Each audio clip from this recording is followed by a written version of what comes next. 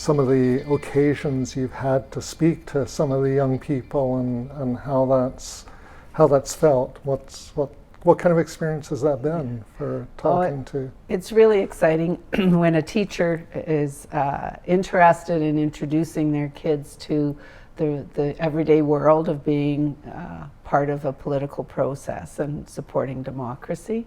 They start young. You know, we have visiting classes as young as grade 4 that come down to Victoria, and I've had that privilege over the last couple of weeks. So we've had a number of students coming in, and I get to introduce them.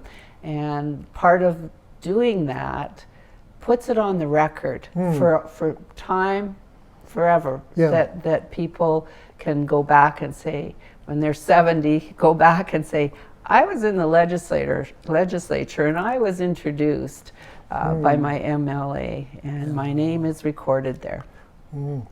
So quite a few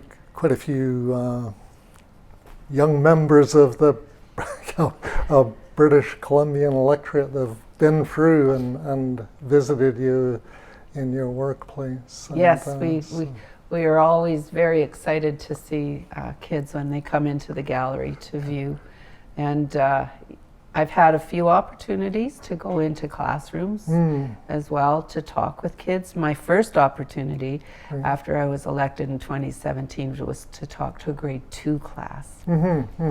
And they had asked me what was the most important thing I had done as a politician. And at that point, I was pretty new as a provincial representative, but I'd been involved locally, and I had worked to save 34 acres of forest in my neighborhood. And it was a place where I had seen my very first owl. And I was there with my 5-year-old son and his friends. And at the end of the visit, I gave them some paper and asked them to do a drawing, and I would take it back to my office and frame them and hang them on the walls of my office so that when they came to visit, they would know that this was their place too.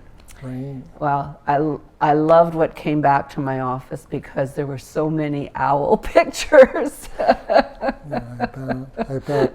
Well, that's a solid piece of, that's something to really feel good about, is having kind of protected nature. There's nothing probably more, meaningful these days, our environment and, the need to stand up and